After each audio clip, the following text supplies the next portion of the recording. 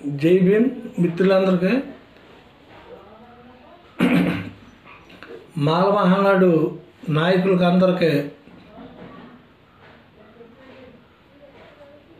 అలాగే రాష్ట్ర ప్రజలందరికీ నా గురించి చెప్పుకున్నా పర్లేదు చెప్పుకున్నా పర్లేదు ఉన్నది ఉన్నట్టు మాట్లాడతాం నా ఒక విధి. నా గురువు గారు జేబీ రాజు గారు బాటలో నేను నడుస్తాను కాబట్టి ఈవేళ నాకు ఈ పదవి ఆయన తీసేసినా పర్లేదు. జేబీ రాజు గారు నేను ఉన్నది ఉన్నట్టు మాట్లాడటం నా బాధ్యత.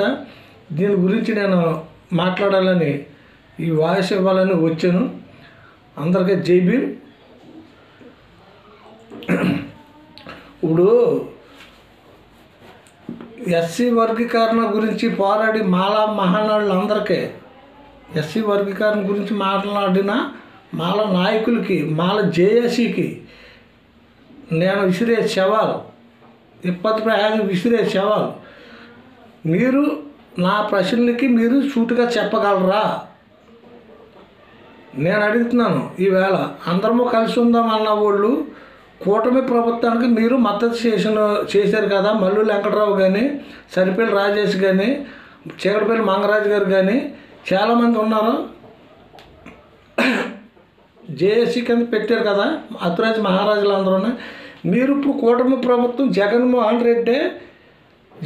రెడ్డి ప్రభుత్వంలో ఉండగానే ఎస్సీ వర్గీకరణ చేసేసాడు.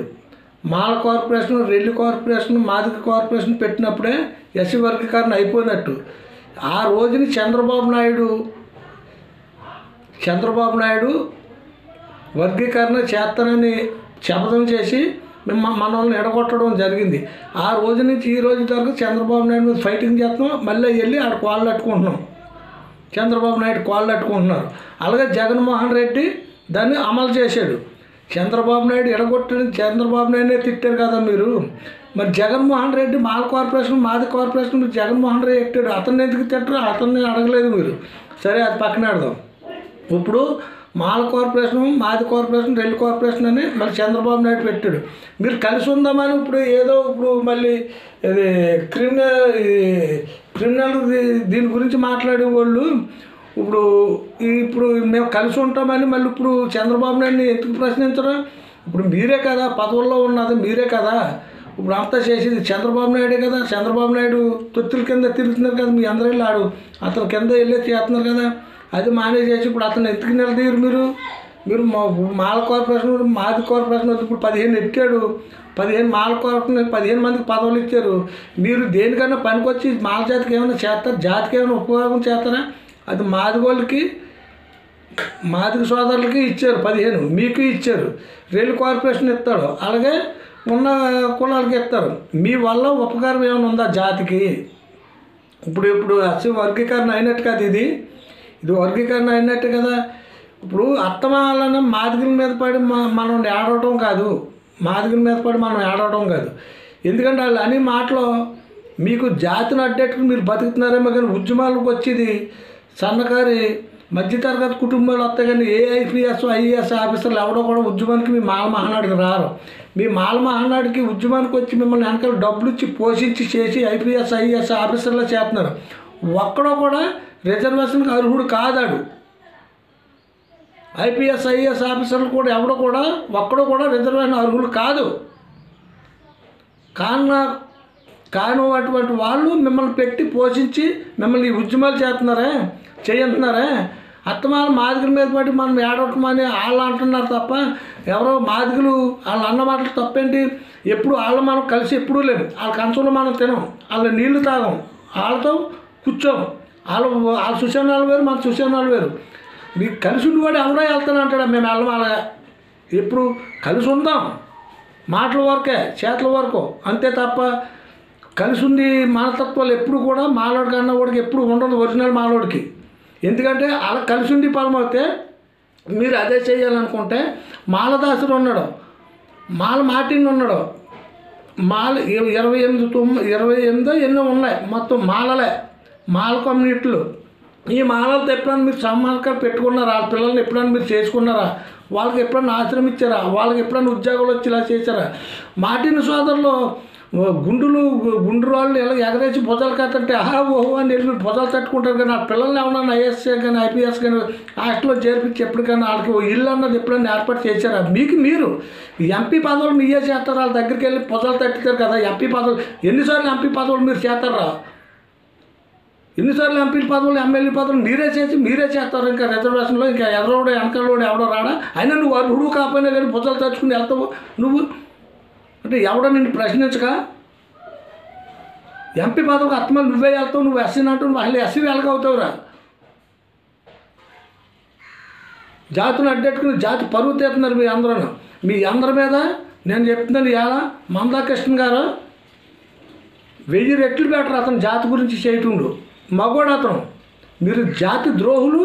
మీరు మాలని అర్థం చేయటానికే మీరు మీ కక్కను కట్టుకున్నారు. మీరు మాల మహానాళ్ళు అందరూ కలిప మీ సంఘాలు పెట్టా, జేఏసీ పెట్టా. ఎవడరా మీరు అది తిన్నంగా పట్టిందా? తిన్నంగా బతికింది ఎవడరా? మందాకృష్ణ మాదిగా ఆ రోజున ఈ రోజున కూడా అతను జాతి గురించి చేశాడు. అతను రియల్ హీరో. కారుణ్యవాజీ ఏం చేశాడు జాతికి? ఆడు మాల మహానాడు ఎట్టి చంద్రబాబు గారు ఎవడైతే వర్గీకరణ ఎట్టాడో చంద్రబాబు నాయుడు గారు ఆడికి వెళ్ళి మద్దతు ఇచ్చాడు కారుణ్యవాజీ. అలాగే జూపుడు ప్రభాకర్ కూడా వెళ్ళి మాల మహానాడికే అని మన నాయకుడిని అని చెప్పి చంద్రబాబు నాయుడు గారికి వెళ్ళి కోటగాడిగా ఎట్టి ఆడు పాలేతనం చేశాడు వెళ్ళి. మీరు ఎవడన్నా జాతికి ఉపకారం చేశారా? రియల్గా ఏ పదవి తీసుకోకుండా ఏది చేయింది మందాకృష్ణ మాదిగని రియల్ హీరో. నేను దానికి యాక్సెప్ట్ అన్నకి నేను నమస్కారం చేస్తాను. జాతిని చేసేవాళ్ళు కొంతమంది ఉన్నారు నాయకులు. వాళ్ళ జాతికి అనుకూలంగా ఉన్నవాళ్ళు అందరూ కావాలి. బాబాసాహెబ్ అంబేద్కర్ మహర్లో మాలోడా ఏమన్నా ఏంటి మీ ఓడే అంటారు. ఆయన అందరినీ మొత్తం అందరిని చేత పెట్టి ఆయన్ని తిట్టేస్తున్నారు మీ అందరు కలిపి. మాల జాతిని మొత్తం ఏది ఏలేటు చూపిస్తున్నారు. మాలోళ్ళు పచ్చాయించి ఎవరు ఈ రెల్లిలు ఈ బుడజంగాలు ఇవన్నీ కలిపి మాలోళ్ళే తినేస్తున్నారు తప్ప ఎవడో కాదండి. మాలోడు అన్నవాడు ఎవడ కూడి తిన్నోడు రా మాలోడా. ఒరే మీ మీద మాలమాటి నీళ్ళు పెట్టరా మీ మీద. ఎందుకంటే వాళ్ళు ఎదటోడు ఊరంతా అడుక్కుని తెచ్చుకుని కూళ్ళో ఏ ఒక్క సోదరుడు కూడైనా ఆ కూడంతా పడేసి వాళ్ళు మళ్ళీ వండుకుని తింటారా లేదా పత్తుంటారా? వాళ్ళకి మీకు ఏమైనా తేడా ఉందా? వాళ్ళు 1000 రెట్లు బెటర్ మన మీద. ఆ మహానుభావులు మాల మాటిండు 1000 రెట్లు బెటర్ మీ మీద. మనం పక్క రెడ్డింట్లో పెళ్ళిళ్ళు అవుతుంటే అక్కడ మిగిలిపోయిన కూర కూళ్ళు నీ బేసినీళ్ళతో తెచ్చుకుని ఇంట్లో పెట్టుకుని మన పక్క వాళ్ళకి అందరికి పెట్టేస్తాం. ఈ లంజోడులు తినేస్తాం, మన లంజోడులు తినేస్తాం, మనము తినేస్తాం. మన దగ్గర జాతి నీతి లేని మనతత్వాలు మనవి. మీరు ఇప్పటికైనా మారండి. అంబేద్కర్ని అడ్డెట్టుకుని బతకొద్దు. నీళ్ళకొండ వాళ్ళు వేసుకుంటారు. రిజర్వేషన్ రూలు కాదు. అంబేద్కర్ని అడ్డెట్టుకుంటాం. అంబేద్కర్ ఆశయాలకు అడ్డెట్టుకుంటావు. అంబేద్కర్ ఏది ఆశించాడు అది చేసినాడో నువ్వు అంబేద్కర్ వారసుడు అవుతావు. అంబేద్కర్ వారసుడు అంటే ఎలా ఉంటాడో? అంబేద్కర్ అంటే చిన్నపిల్లడా మహానుభావుడు. ఆయనకి ఎంత కోపం. ఆయన కోపాన్ని చూసే ప్రతి వాడు కూడా భయపడేవారు. అటువంటి వాడిని ఇవాళ అంబేద్కర్ మనవలని వస్తున్నారు. ఆ ఇవాళ మా బేపనావుడు చేసుకునేటప్పుడు ఈ మనవల తండ్రులు ఈ మనవల్లో ఉన్న బాబులు ఏం పీకారప్పుడు గాంధీ నెహ్రూ పేపర్లో వేయించి అంబేద్కర్ మనస్తత్వం బాగోలేదు, అంబేద్కర్ నీరసం పడ్డాడు, ఈయన అంబేద్కర్ ఆరోగ్యం బాగోలేదని స్క్రీన్ నుంచి పేపర్లో గవర్నమెంటే పోషిస్తుందా ఈయన చూసిన వాళ్ళు కానీ పెట్టినప్పుడు ఏ ఒక్కరు మనవడు తల్లిదండ్రులు రాలేదా? ఇవాళ అంబేద్కర్ మనవాళ్ళని తయారయ్యి వాళ్ళని అడ్డెట్టుకుని మీరు మాలమహన్నాళ్ళు పెట్టి మీరు జాతులు నిలదీసి అంబేద్కర్ చెడ్డ పేరు తెస్తారేంట్రా?